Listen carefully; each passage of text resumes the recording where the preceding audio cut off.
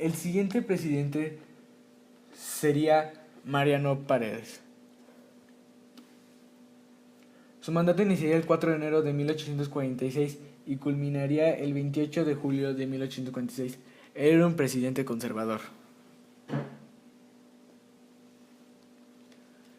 El siguiente presidente sería José Mariano Salas. Su mandato iniciaría el 5 de agosto de 1846 y culminaría el 23 de diciembre de 1846. José Mariano Salas tenía ideas conservadoras.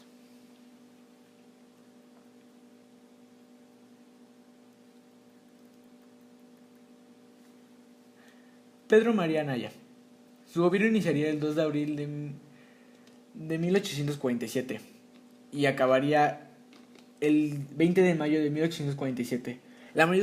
El siguiente presidente sería Manuel de la Peña y Peña. Su mandato iniciaría el 26 de septiembre de 1847 y acabaría el 13 de noviembre de 1847. Este era un presidente liberal.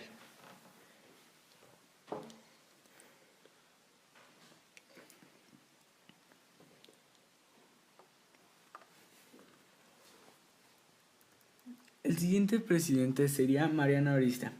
Su mandato iniciaría el 15 de enero de 1851 y culminaría al 6 de enero de 1853. Este es un presidente liberal.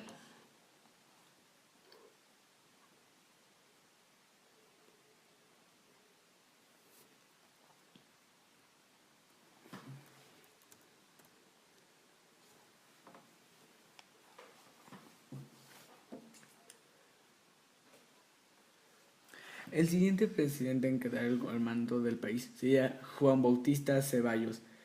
Su mandato inició el 6 de enero de 1853 y acabó el 8 de febrero de 1853. Las ideas de Juan Bautista Ceballos eran liberales.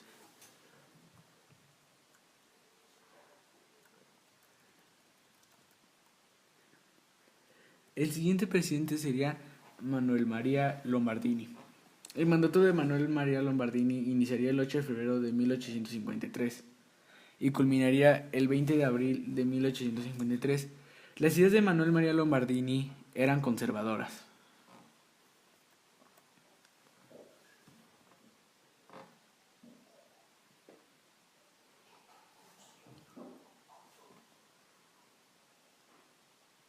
El siguiente presidente en quedar al mando del país es Martín Carrera. El mandato de Martín Carrera iniciaría el 15 de agosto de 1855 y culminaría el 12 de septiembre de 1855. Sus ideas de este presidente son liberales.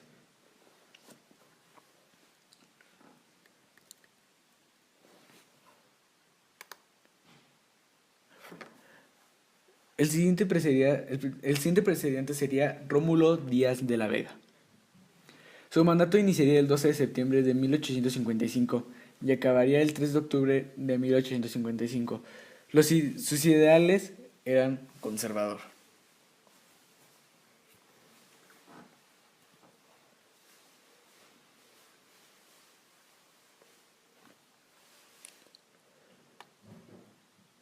El siguiente presidente en quedar al mando sería Juan N. Álvarez. Su mandato iniciaría el 4 de octubre de 1855 y acabaría el 11 de septiembre de 1855. Sus ideas eran liberales. Ignacio Comonfort es el siguiente presidente. Su mandato inicia el 11 de diciembre de 1855 y acaba el 21 de enero de 1858. Era liberal. El siguiente presidente, y tal vez uno de los más importantes, fue Benito Juárez, el 21 de enero de 1858. Y acabaría su mandato el 18 de julio de 1872. Él es un presidente liberal. Su mayor característica fueron las leyes de reforma, en las que planteaba que la iglesia debía estar separada del Estado. El mandato de Sebastián Lerdo de Tejada iniciaría el 19 de julio de 1892 y acabaría el 20 de noviembre de 1876. Es liberal. El siguiente presidente sería José María Iglesias Insúrruga. Su mandato inicia el 28 de diciembre de 1876 y acaba el 15 de marzo de 1877. Sus ideales son liberales. El siguiente presidente con el que México alcanzó una estabilidad sería Porfirio Díaz. Su mandato inició el 16 de marzo de 1837 y acabó el 25 de mayo de 1911.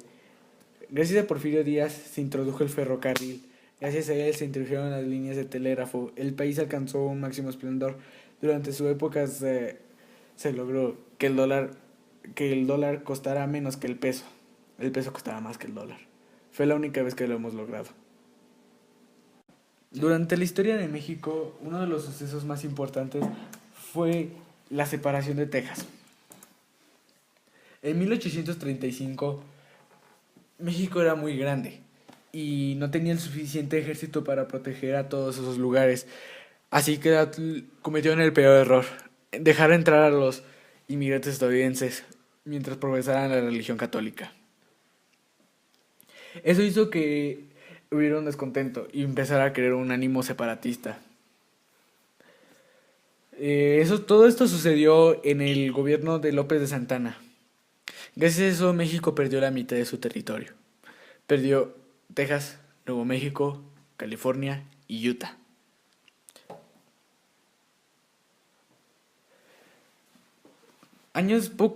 Poco años después, Texas y todos esos estados aceptarían la petición de Estados Unidos de unirse. Así México quedó con la mitad de su territorio. Años después, otro de los más importantes conflictos en México originaron entre la diferencia de los conservadores y los liberales. Los liberales querían un gobierno totalmente separado de la iglesia. Los conservadores querían un gobierno unido con la iglesia, donde la educación no fuera laica. Ese conflicto fue conocido como la Guerra de Reforma y estalló en 1858.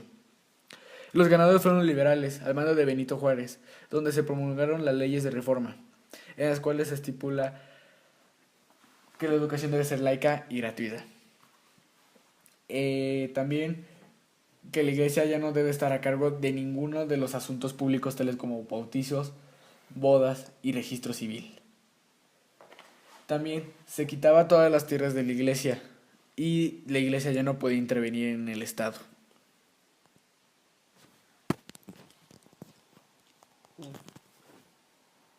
Eso ya lo recuerdo, lo que sobra.